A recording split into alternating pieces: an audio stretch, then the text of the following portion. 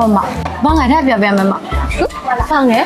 ဟောနေမှာဘာငါထက်ပြောပြမယ်လို့ငါလေးဘာပြောရလဲမစိနားမလဲဘူးပြောမှာဘာငါထက်ပြောပြမယ်မအမျိုးမေးစင် อ๋อအခုကဘင်းမျိုးရောက်နေတာဆိုတော့ဘင်းမျိုးမှာခက်စားနေတဲ့ဟာတွေထပ်ပြပြီလေ ဘယ်မျိုးမခေဆောဆိုတော့မအခါပုတ်စားငါရထဲကြည့်မလားမဘာ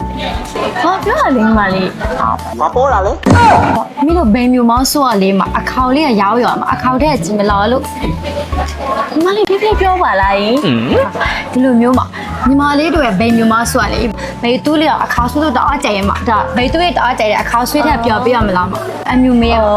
အဲ့ဆိုလို့ရှိရင်လည်းဘိတ်တူတွေကြိုက်တဲ့တောက်ထဲရပဲပြပြီ အော်တော့ဆိုဘယ်တူးလေးကြိုက်ရဟာပြမယ်တော့မနော် โอเคပေါ့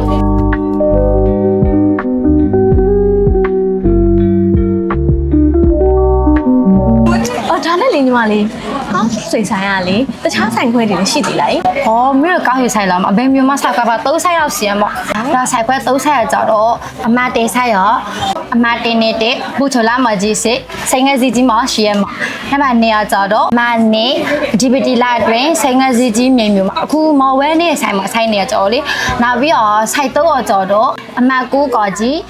ဥညာလေးလာမကြီးမျိုးသေးနေရကွယ်မရှိရမှာ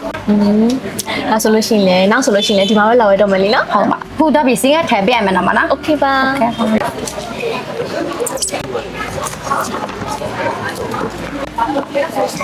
ကျူးတင်တော့မနော်နားလဲလော်ပြီနော်ဒါဆိုင်မှာ โอเคပါ